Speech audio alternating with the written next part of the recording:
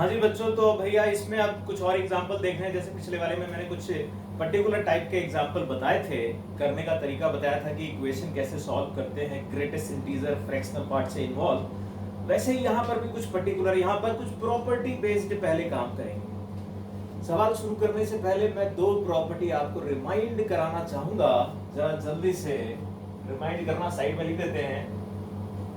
x का greatest integer minus x का greatest integer कितना होता था? कितना होता था भैया? 0। कब के लिए? जब x इंटीजर था। और -1 कब के लिए? जब x इंटीजर नहीं था। ये बताया था। और एक प्रॉपर्टी ऐसे ही फ्रैक्शनल पार्ट की थी, वो भी यहीं पे लिख लेते हैं भाई। बड़ी काम की ये दो प्रॉपर्टी भाई। 0 ये कब था भाई? इंटीजर के लिए, इंटीजर के लिए। और ये 1 था जबकि x इंटीजर नहीं था। ठीक, तो इन दो प्रॉपर्टी पे कुछ काम करना है। जरा देखना फिर, एक सवाल लिखते हैं जल्दी से, फटाक से बताना मेरे को। अगर x greatest integer plus minus x greatest integer is equal to x square minus 3x minus 1 करके लिखा है। अब देखो प्रॉपर्टी बता दी, दिमाग तो चलना चालू हो गया होगा। फटाक से 1 मिनट में करो और देखो होता है क्या। देखो भाई, अब अगर इस तरीके का सवाल आए जिसमें कि x है और माइनस x है, माइनस तो बाहर होता नहीं, पहले ये दिमाग में रखे ना। कुछ लोगों का दिमाग में इतनी तेजी से कंफ्यूजन दौड़ता है कि भैया वो माइनस को बाहर ले लेते हैं। ऐसा ना कर देना भैया। ठीक, तो अब प्रॉपर्टी लगाते हैं। प्रॉपर्टी कहती है कि भैया दो पॉसिबिलिटीज क्रिएट हो रही हैं, उन दोनों पॉसिबिलिटीज को बनाओ। उन दोनों पॉसिबिलिटीज को बनाओ। कैसे बनाओगे? पहले मान लो कि x आपका इंटीजर है और एक जगह मान लो कि x आपका इंटीजर नहीं है। तो फिर ये क्या बन जाएगा?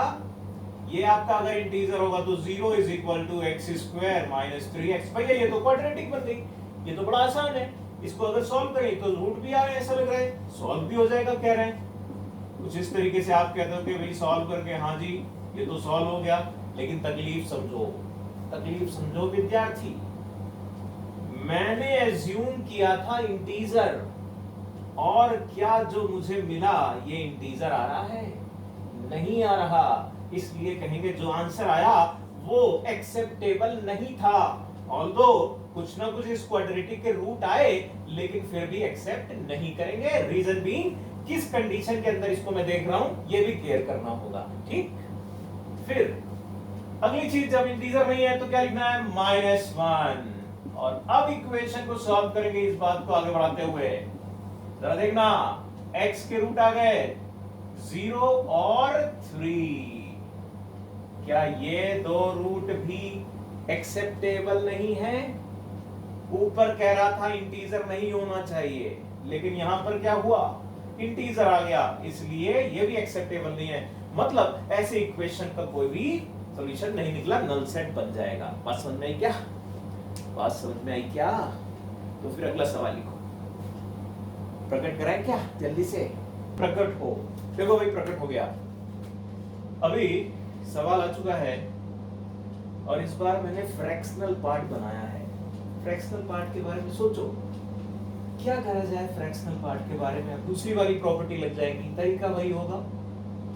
देखना जरा, फिर से दो पॉसिबिलिटी बना देता हूं मैं इस तरीके से।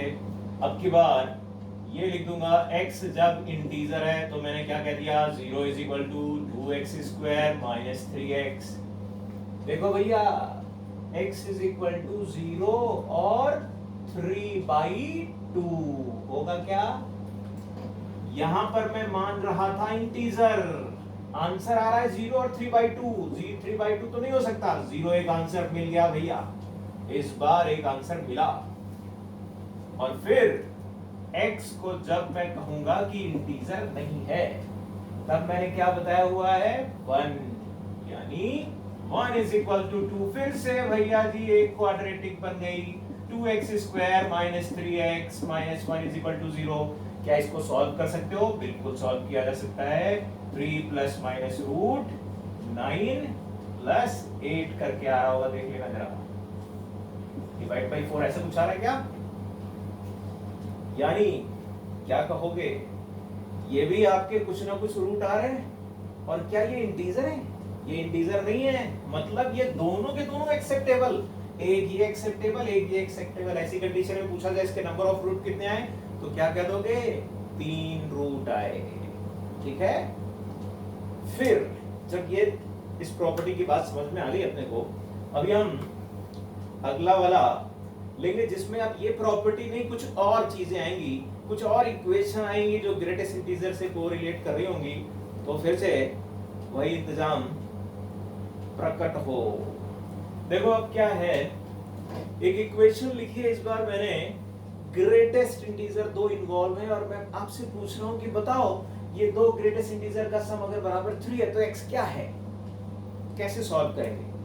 अब यहां पर एक जनरल प्रोसीजर मैं आपको बताने जा रहा हूं, जो आपको आगे आने वाले ऐसे जितने भी सवाल हैं हर एक में लगाएंगे तो कंफर्टेबली आंसर तक पहुंच पाएंगे।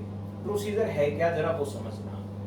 सबसे पहली बात, ये दो इंटीजर लिखे हुए हैं, दो इंटीजर हैं और इक्वल टू कोई तीसरा इंटीजर लिखा है। इसका मतलब समझो, इसका मतलब ये है कि यही एक इंटीजर है जिसके दो पार्ट कर दो, इसको दो इंटीजर के सम के फॉर्म में लिख दो और इन दोनों को इंडिविजुअली असाइन कर दो, और फिर जाकर इसको सॉल्व किया जा सकता है। और यही एक प्रोसीजर है, इसमें अब तोड़ तोड़ के लिखना पड़ेगा। कैसे, जरा समझो। मैं कह रहा हूं भैया इसके दो पार्ट करो और इनको इनको असाइन कर दो। अब दो पार्ट तो इसके बहुत सारे तरीके से हो सकते हैं, इनफाइनाइट वेज हैं, लेकिन हम सबसे पहले चूज करेंगे जो मोस्ट लाइकली पॉसिबिलिटी है। मोस्ट लाइकली पॉसिबिलिटी क्या है, जरा समझे।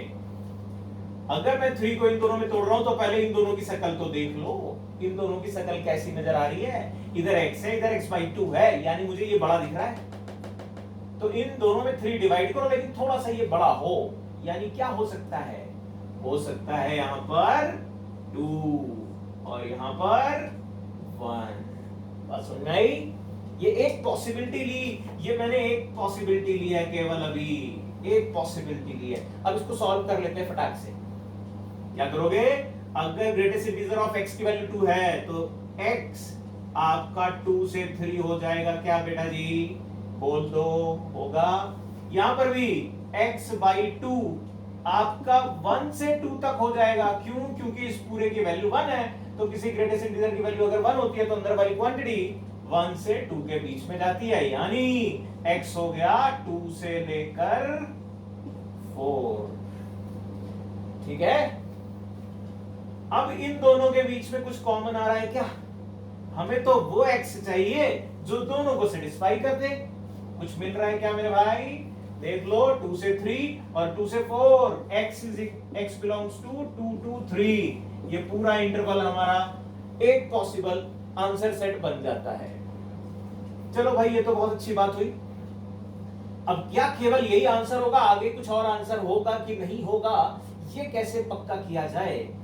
तो फिर हम कहते हैं कि जो भी आपने पॉसिबिलिटी बनाई थी, जो भी पॉसिबिलिटी बनाई थी उसमें एक्सट्रीम एंड मैंने यहां पर एक को 2 वैल्यू दी थी, अब 3। अब इसके आगे केसेस कैसे बढ़ेंगे?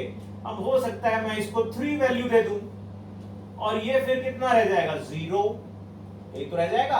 अगर मैंने इसे 3 वैल्यू दी तो मैं x की वैल्यू क्या बोलूंगा? 3 से लेकर 4। यहां पर x/2 की वैल्यू बोलोगे 0 से लेकर 1, जिसका मतलब x आपका चला जाएगा 0 से लेकर 2। इनके बीच में कुछ कॉमन नजर आ रहा है क्या? कुछ भी नहीं, पॉसिबल नहीं है। अब इसका दूसरा इनडायरेक्ट वे समझो, इसका कंक्लूजन क्या निकला? इसका कंक्लूजन ये निकला, जब भी कभी अब मैं ये वाली साइड बड़ी करूंगा, ये और छोटी होती जाएगी, मतलब इन दोनों के बीच का डिफरेंस बड़ा होता जाएगा। जितना डिफरेंस बड़ा होगा उतनी तकलीफ इनके बीच में कॉमन लेने के लिए, यानी इसके आगे अब मैं कोई भी केस नहीं चेक करने वाला जबकि ये बड़ा है। अब अगर पॉसिबिलिटी कुछ भी बन सकती है तो सेकंड वाले एंड पे इसको बड़ा करके देख लो, कहीं कुछ कॉमन तो नहीं आ रहा। अब वो सेकंड पॉसिबिलिटी, एक और थर्ड पॉसिबिलिटी देखने जा रहे हैं। जबकि मैंने 2 इसको रख दिया और 1 इसको रख दिया, 1 इसको रख दिया और 2 इसको रख दिया। अब देखो भाई, इसको 1 रखा तो x की वैल्यू क्या आ गई, 1 से लेकर 2, और अगर ये 2 रखा तो x बाई 2 की वैल्यू आ जाएगी 2 से लेकर 3, मतलब x कितना आ गया मेरे भाई, 4 से लेकर 6। चेक करो इनके बीच में कुछ कॉमन आया क्या, नहीं आया, यानी ये भी नहीं हो सकता। अब मैं क्या कह रहा हूं, मैं कहूंगा जब मैंने इसको थोड़ा सा स्टैंडर्ड वाले से आगे बढ़ाया तो कुछ कॉमन नहीं आया, थोड़ा और आगे बढ़ाओगे, इसको 3 करोगे, इसको 0 करोगे, और डिफरेंस बड़ा होता जाएगा, कॉमन नहीं आएगा। ये मैं क्या बता रहा हूं, आंसर मेरा मिल गया तो उसके आगे मैं क्या बता रहा हूं, ये मैं एक जनरल अप्रोच बता रहा हूं आपको। जब भी कभी आप इस तरीके का सवाल देखो, करने जाओ, तो सबसे पहला काम आपको ये करना है बेटा जी कि सबसे पहली पॉसिबिलिटी, ये वो पॉसिबिलिटी हो सकती है जो मोस्ट लाइकली ऑब्जर्व हो। इस इंटीजर को देखकर मोस्ट लाइकली जो ऑब्जर्व हो उसको चुन लो कि भैया ये 3 है, ये थोड़ा बड़ा दिख रहा है तो इसको 2 दे दिया, ये उससे कुछ छोटा दिख रहा है तो इसको 1 दे दिया। लेकिन फिर भी टेंशन ना लो, अगर आपने इसका उल्टा कर लिया होता तब भी उधर से चल लेते। अगर उल्टा करते तो मैं 2 इसको देता, फिर मैं एक एक आगे पीछे करके बढ़ाता। तो जो एक कर लिया उसके बाद थोड़ा सा एक साइड को बड़ा करके देखो, उसमें अगर कुछ कॉमन मिल गया, सपोज अगर इसमें कुछ कॉमन मिल गया होता तो फिर एक और साइड बड़ी करते, इसी साइड में एक और बड़ा करके देते, कुछ आ रहा है क्या। जब तक नहीं आएगा तब तक ये काम कर लेना, वैसे 1-2 में आ जाएगा। और ऐसे ही सेकंड एंड पे कर लिया, नहीं आया मतलब रुक गए, इसके बाद कोई भी पॉसिबिलिटी नहीं है इसको आगे प्रोसीड करने के लिए, और कोई आंसर नहीं बनेगा, केवल यही हमारा फाइनल आंसर हो जाएगा। ठीक बात समझ में आई। तो अगला वाला आप दिमाग लगाइएगा, इसमें तो मैंने रुकने का वक्त नहीं दिया, अगले वाले में आपको रुकना है और खुद सॉल्व करना है, वो थोड़ा सा कुछ बड़ा भी हो सकता है।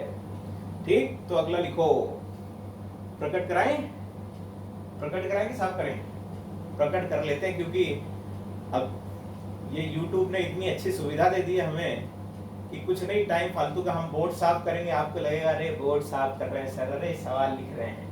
तो ये इतनी अच्छी सुविधा मिल गई है कि खट से बस हाथ ऊपर से नीचे करो, अपने आप सवाल प्रकट हो जाता है। तो सवाल प्रकट हो गया भैया प्रकट। अब देखो ये आपको करना मैं नहीं बताऊंगा, बुद्धि लगाओ 2 मिनट के लिए। 2x का ग्रेटेस्ट इंटीजर प्लस 3x का greatest integer is equal to 6 solve करना है। जो तरीका सिखाया तुरंत अप्लाई करो, होता है, खोपड़े में जा रहा है क्या, देखो जल्दी से देखो। फिर अब जो बात बताई मैंने कि भैया पहले तो ये देख लो कि ये 2 इंटीजर, इधर भी एक इंटीजर लिखा, इसके 2 हिस्से करने हैं और कुछ इसको दे देना है, कुछ इसको दे देना है, लेकिन किस रेशियो में दिया जाए वो इनके नंबर को देखकर थोड़ा सा ऑब्जर्व कर लो। ये दिख रहा है ये थोड़ा सा छोटा है, ये थोड़ा सा बड़ा है, तो 6 को ऐसे डिवाइड करो कि थोड़ा सा बड़ा और थोड़ा सा छोटा निकले, ज्यादा नहीं। तो मेरे को क्या दिख रहा है कि 3 में 2 इधर कर देता हूं और इधर रह जाता है केवल 4।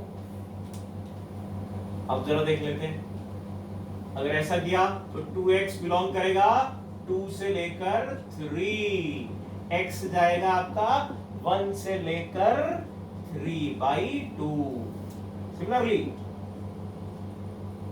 3x बिलोंग कर रहा है आपका 4 से लेकर 5 और x आ गया आपका 4/3 से लेकर 5/3। कुछ कॉमन आया क्या भैया, ये 1.5, ये 1.33, ये तो कुछ कॉमन दिख रहा है। इन दोनों को अगर आप देखोगे तो 4/3 से 3/2 कॉमन आ गया, बहुत बढ़िया कॉमन आ गया। अब एक पॉसिबिलिटी तो आपने बना दी, फिर मैंने बताया था एक्सक्लूसिवली यही है या और भी इंटरवल आ सकते हैं चेक करने के लिए।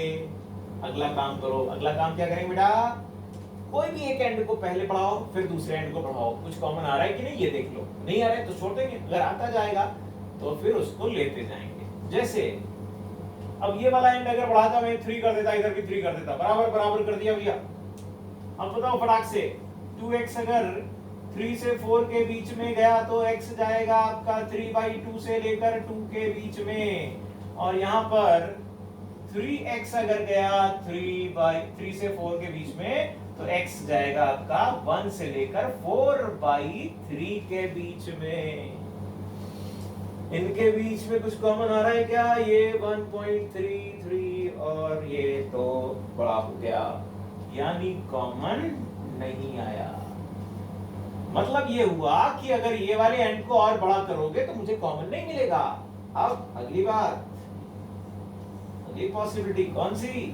जब मैं दूसरे वाले एंड को बड़ा करके देख लेता हूं एक बार, इसको रखा 1 और इसको रख दिया 5, इसमें कुछ मिलेगा क्या? चेक कर लो एक बार, देखना तो बनता ही है भाई।